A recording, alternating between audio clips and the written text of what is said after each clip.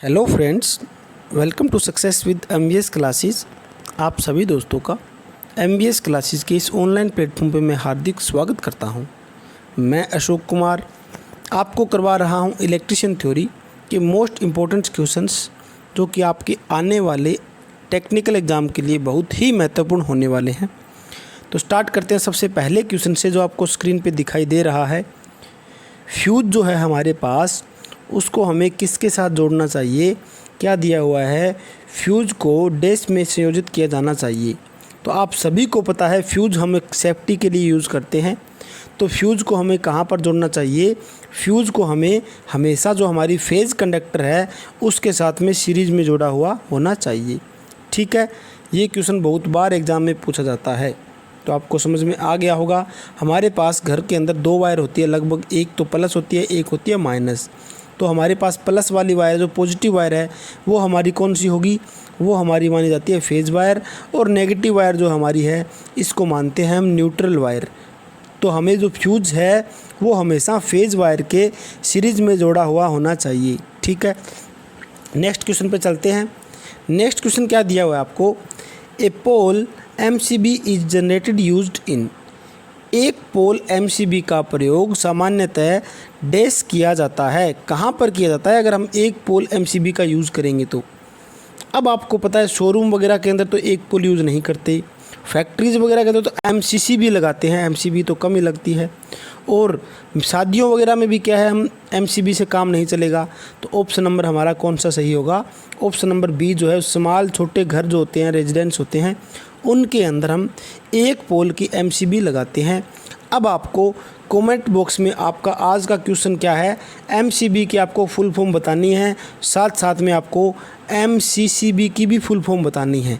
ठीक है, इन दोनों की फुल फॉर्म आपको कमेंट बॉक्स में इसका जवाब देना होगा। तो नेक्स्ट क्वेश्चन देखते हैं कौन सा है। आज के सारे क्वेश्चन ये थ्योरेटिकल क्वेश्चन है, इनमें ज़्यादा कुछ समझाने वाला कुछ नहीं है इतना, तो आप अच्छी तरह से इनको याद रखने का ये सारे क्वेश्चंस है। थ्योरेटिकल क्वेश्चंस रहेंगे, इनको आपको याद रखना होगा। ठीक है, ना तो इसमें कोई न्यूमेरिकल्स होगा, बिल्कुल थ्योरी क्वेश्चन चल रहे हैं हमारे ये। अगला क्वेश्चन क्या दिखाई दे रहा है आपको स्क्रीन पे? फ्यूज धारा जो है डैश प्रभाव पर कार्य करता है। ये आपको काफ़ी अच्छा क्वेश्चन है। और इस टाइप के क्वेश्चंस क्या है, अभी पीछे दिल्ली मेट्रो रेल कॉर्पोरेशन के अंदर भी पूछे गए थे, DMRC के अंदर भी पूछा गया था। क्या क्वेश्चन है? जो फ्यूज है वो कौन से प्रिंसिपल पे काम करता है, कौन से प्रभाव पे काम करता है? तो आपको पता होना चाहिए फ्यूज के अंदर कौन सा प्रभाव होता है, हीटिंग इफेक्ट होता है।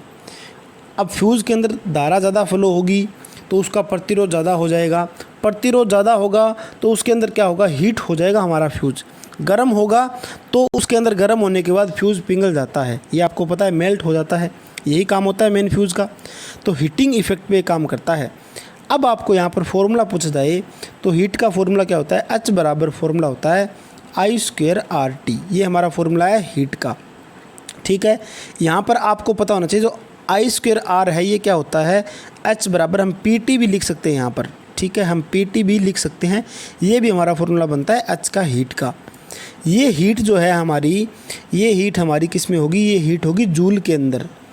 अब कई बार आपको पूछा जा सकता है यहाँ पर जो हीट जूल के अंदर है, इसको अगर हमें कैलोरी में बदलनी हो, अगर जूल को कैलोरी में बदलना हो तो क्या करोगे आप? कैलोरी में बदलने के लिए जो हमारे पास ये हीट है इसको डिवाइड कर देंगे किससे? फॉर्मूला क्या है? I²RT, इसको डिवाइड करना है 4.18 से हम डिवाइड करेंगे तो ये ही जो हीट है हमारी ये कैलोरी में बदल जाती है। ठीक है, तो इसकी इकाई हो जाएगी कैलोरी। अब तो ये समझ में आ गया होगा आपको। नेक्स्ट क्वेश्चन आपको स्क्रीन पे दिखाई दे रहा है। नेक्स्ट क्वेश्चन क्या है आपके सामने? कंसील्ड तंत्र में सैडल स्विच को बॉक्स से लगभग कितनी दूरी पर लगाया जाता है?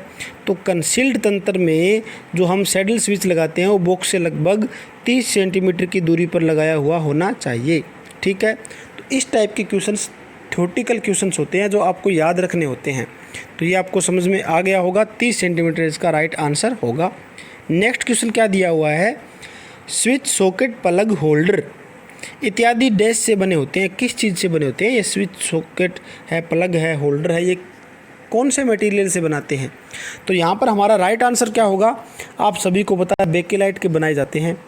लेकिन इनके अलावा जो एबोनाइट दे रखा है, एबोनाइट कहाँ पर यूज़ होता है? एबोनाइट जो है हम यूज़ करते हैं जो हमारे पास प्रेस होता है, जो घरों के अंदर हम प्रेस करते हैं, उस प्रेस के अंदर जो हमारे पास हैंडल होता है प्रेस का, वो हैंडल हम किस चीज़ से बनाते हैं? हैंडल हम बनाते हैं एबोनाइट से। कॉपर आपको पता ही है, कॉपर की जो वायर्स यूज़ करते हैं, और माइका हम ये यूज़ करते हैं इंसुलेशन का, जो कि मोटर्स वगैरह के अंदर इंसुलेशन यूज़ किया जाता है। तो इस क्वेश्चन का राइट आंसर क्या होगा? Bakelite is the right answer of this question. Next क्या दिया हुआ है? सीलिंग रोज सामान्यतः डैश फिट किया जाता है। बिल्कुल नॉर्मल क्वेश्चन है, आप घरों के अंदर देख सकते हो, अपने घर के अंदर सीलिंग रोज कहाँ पर यूज़ किया जाता है? तो सीलिंग रोज सामान्यतः दीवारों में लगाते हैं, ठीक है। दीवारों के ऊपर आप हाइट पे देखो, कुछ हाइट पे, तो वहाँ पर आपको सीलिंग रोज दिखाई देगा। तो ये हमारे पास हो गया सीलिंग रोज के बारे में। नेक्स्ट क्या दिया हुआ है? बैटन होल्डर में प्लास्टिक शेड किस से बचने के लिए लगाई जाती है? तो आपको पता होना चाहिए, जो होल्डर्स होते हैं वो काफ़ी टाइप्स के होल्डर होते हैं। तो इनके अंदर पूछा गया, इसके अंदर जो बैटन होल्डर टाइप है उसके अंदर जो हम ऊपर प्लास्टिक शेड लगाते हैं, वो किस चीज़ से बचने के लिए लगाते हैं प्लास्टिक शेड? तो बरसात का जो पानी होता है उससे बचने के लिए हम लगाते हैं बैटन होल्डर, ठीक है। ये भी आपको समझ में आ गया होगा। नेक्स्ट क्या दिया हुआ है? एचआरसी फ्यूज़ के बारे में पूछा गया है। एचआरसी फ्यूज़ की सबसे पहले आपको फुल फॉर्म पता होनी चाहिए। एचआरसी फ्यूज़ क्या होता है? High rapturing capacity. और यहाँ पर पूछा गया है एचआरसी फ्यूज़ मेनली हम मुख्यतः कहाँ पर यूज़ करते हैं? एचआरसी फ्यूज़ वहाँ यूज़ करते हैं जहाँ पर हमारी थोड़ी हाई वोल्टेज यूज़ हो, वहाँ पर हम यूज़ करते हैं एचआरसी फ्यूज़ को। तो यहाँ पर हम 3 फेज जो सिस्टम होगा हमारा, वो राइट आंसर होगा इसका। 3 फेज सिस्टम के अंदर क्या है, हम एचआरसी फ्यूज़ को यूज़ करेंगे। नेक्स्ट क्या दिया हुआ है? ये क्वेश्चन दोबारा आया है, मैंने पहले सबसे पहला क्वेश्चन यही था, मैंने आपको बता दिया इसके बारे में कि एक पोल एमसीबी का प्रयोग सामान्यतः डैश किया जाता है, छोटे आवासों में किया जाता है, ठीक है। नेक्स्ट क्या दिया हुआ है? एक अच्छे फ्यूज़ वायर में कौन सा गुण होना चाहिए? काफ़ी इंपॉर्टेंट क्वेश्चन है ये। क्वेश्चन तो लगभग हर एक टेक्निकल एग्ज़ाम के अंदर पूछा जाता है, और इस क्वेश्चन में बच्चों को डाउट भी बहुत रहता है। मैं आपको बताना चाहूँगा इस क्वेश्चन का राइट आंसर आपको क्या करना है। जो आपको निम्न तो हमारे पास विशिष्ट प्रतिरोधक होना चाहिए, और निम्न इसका गलनांक होना चाहिए। ये दोनों कंडीशन इसके अंदर लागू होनी चाहिए। किसके अंदर? जो हमारे पास फ्यूज़ है उसके अंदर। तो फ्यूज़ का जो मेन गुण है यही होता है, प्रॉपर्टी यही होती है कि इसका न्यूनतम विशिष्ट प्रतिरोध और निम्न गलनांक होना चाहिए फ्यूज़ का। ये आपको याद रखना है इस फ्यूज़ के बारे में। नेक्स्ट क्या दे रखा है आपको? घरेलू वायरिंग में स्विच सदैव फेज में लगाया जाता है, न्यूट्रल में नहीं। इसका क्या उद्देश्य है? तो हमारे पास इसका उद्देश्य यही है कि व्यक्तियों की सुरक्षा के लिए हम इसको यूज़ करते हैं। अगर हम फ्यूज़ को अगर हम न्यूट्रल में लगा देंगे तो फिर फ़ायदा क्या हुआ? जो हमारे पास सुरक्षा है वो नहीं प्राप्त हो सकेगी, ठीक है। तो इसीलिए हम घरेलू वायर में स्विच जो हमारे पास है वो सदैव किस हाल पर लगाते हैं? फेज के साथ ही लगाते हैं, ठीक है। ये समझ में आ गया होगा। नेक्स्ट क्या दे रखा है आपको? नियमानुसार किसी स्थापना यानी कि इंस्टॉलेशन में क्षण धारा लीकेज जो करंट होता है, पूर्ण भार जो फुल लोड करंट के कितने भाग से अधिक नहीं होना चाहिए? ये क्वेश्चन अभी पीछे रिसेंटली एग्ज़ाम हुआ था दिल्ली मेट्रो रेल कॉरपोरेशन का, उसके अंदर पूछा गया था। तो हमारे पास जो लीकेज करंट और फुल लोड का कितना अधिक नहीं होना चाहिए, ये हमारे पास 1/5000 पार्ट, ठीक है।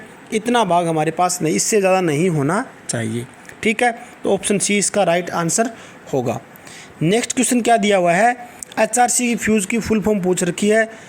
सॉरी, फुल फॉर्म नहीं है, ये आपको डायरेक्ट पूछ रखा है एचआरसी फ्यूज़ क्या प्रदान करता है। तो एचआरसी फ्यूज़ सिर्फ कहाँ पर यूज़ होता है? जहाँ पर शॉर्ट सर्किट प्रोटेक्शन हो, वहीं पर हम एचआरसी फ्यूज़ को यूज़ करते हैं। ये भी एग्ज़ाम में पूछा जा सकता है। नेक्स्ट क्वेश्चन क्या दिया हुआ है? 3 फेज घरेलू इलेक्ट्रिक वायरिंग में निम्नलिखित स्विच का प्रयोग किया जाता है। कौन से टाइप का स्विच यूज़ करते हैं 3 फेज घरेलू वायरिंग के अंदर? तो ये हम यूज़ करते हैं ऑप्शन नंबर बी, ICTP यानी कि iron clad triple pole. ICDP का मतलब क्या हुआ? आयरन क्लेड, इसका मतलब हुआ डबल, इसका मतलब होता है डबल, और T का मतलब होता है ट्रिपल, ठीक है। आयरन क्लेड ट्रिपल पोल, ये है आयरन क्लेड डबल पोल। तो यूज़ कहाँ करते हैं हम? 3 फेज घरेलू इलेक्ट्रिक वायर में निम्नलिखित स्विच का कौन सा यूज़ करेंगे? ICTP को यूज़ करते हैं, ठीक है। ये समझ में आ गया होगा। यहाँ पर पूछा गया आपको एचआरसी की फुल फॉर्म, तो मैंने ये भी क्वेश्चन डाला हुआ है HRC की फुल फॉर्म पूछने के लिए, तो एग्ज़ाम में ये पूछा जाता है बहुत बार। तो यहाँ पर HRC की फुल फॉर्म क्या होगी, हाई रैप्चरिंग कैपेसिटी। तो ये आपको कहाँ पर दिखाई दे रहा है, हाई रैप्चरिंग कैपेसिटी, जो कि ऑप्शन नंबर आपका क्या है यहाँ पर, ऑप्शन नंबर बी है आपका सही होगा, हाई रैप्चरिंग कैपेसिटी फ्यूज। ठीक है, ये क्वेश्चन भी एग्जाम के अंदर पूछा जाता है इस टाइप का। क्या है, मानव शरीर में से गुजरने वाली धारा से कोई सनसनाहट महसूस नहीं होती यदि उसकी मात्रा कितनी हो, उसकी मात्रा अगर 1 मिली एम्पियर से कम हो तो व्यक्ति को कोई भी महसूस नहीं होगा कि उसको करंट वगैरह कुछ महसूस हुआ है। आगे हमारे पास क्या दिया हुआ है यहाँ पर, तो ये आपको समझ में आ गया होगा कि 1 मिली एम्पियर से हमारे पास करंट अगर कम होगा तो हमें बिल्कुल भी महसूस नहीं होगा। ठीक है, इससे आगे जो वैल्यू बढ़ती जाएगी तब हमें महसूस होता रहेगा। नेक्स्ट क्वेश्चन क्या दिया हुआ है, जब संस्थापन को निम्नलिखित की उपलब्धि होती है तब पूर्ण सुरक्षा प्रदान की जाती है। Full safety is provided when installation is provided with. अगर हमें पूर्ण सुरक्षा लेनी है तो हमें क्या क्या करना होगा, हमें एक तो फ्यूज़ लगाना होगा और साथ में अर्थ वायर भी हमारे लिए बहुत ज़रूरी होती है। ठीक है, तो ये दोनों कार्य हमारे लिए ज़रूरी है अगर हमें पूर्ण सुरक्षा प्रदान करनी है तो। नेक्स्ट क्वेश्चन आपको स्क्रीन पे दिखाई दे रहा है, क्या क्वेश्चन है, supplier fuse which is sealed is provided. जो सप्लायर फ्यूज़ है जो सील्ड होता है कहाँ पर लगाया होता है, ये पूछा गया इसके अंदर। तो आपको पता होना चाहिए जो आपका एनर्जी मीटर लगाया, लेकिन आजकल एनर्जी मीटर पोल पे लगाते हैं। पोल पे लगने के बाद एनर्जी मीटर घर पर हमारे पास सप्लाई आती है, उसके बाद ही हम फ्यूज़ लगाते हैं। तो आपका इसके अंदर ऑप्शन कौन सा सही होगा, आफ्टर द एनर्जी मीटर, यानी कि एनर्जी मीटर के बाद में हम इस फ्यूज़ को लगाते हैं। ठीक है, समझ में आ गया होगा। नेक्स्ट क्वेश्चन क्या दिया हुआ है, डिले फ्यूज़ किसके रक्षार्थ हेतु प्रयुक्त होता है। तो जो डिले फ्यूज़ है हमारा वो हम डीसी मोटर के रक्षार्थ के लिए हम यूज़ करते हैं। इस टाइप के सारे आज हमने थ्योरेटिकल क्वेश्चंस लगभग कर लिए, शायद 20 या 19 क्वेश्चन है सारे, ये टोटल हमने कर लिए हैं। आपको समझ भी आ गए हैं। अगर कोई डाउट हो आपके माइंड में तो आप हमें ज़रूर बताइए, किसी प्रकार का कोई सुझाव हो तो वो भी हमें बताइए। मैं आपके लिए इसी टाइप के और भी क्वेश्चंस आपके लिए सामने लेकर आता रहूँगा। तो आप इस वीडियो को अपने दोस्तों के साथ ज़्यादा से ज़्यादा शेयर कीजिए। धन्यवाद दोस्तों।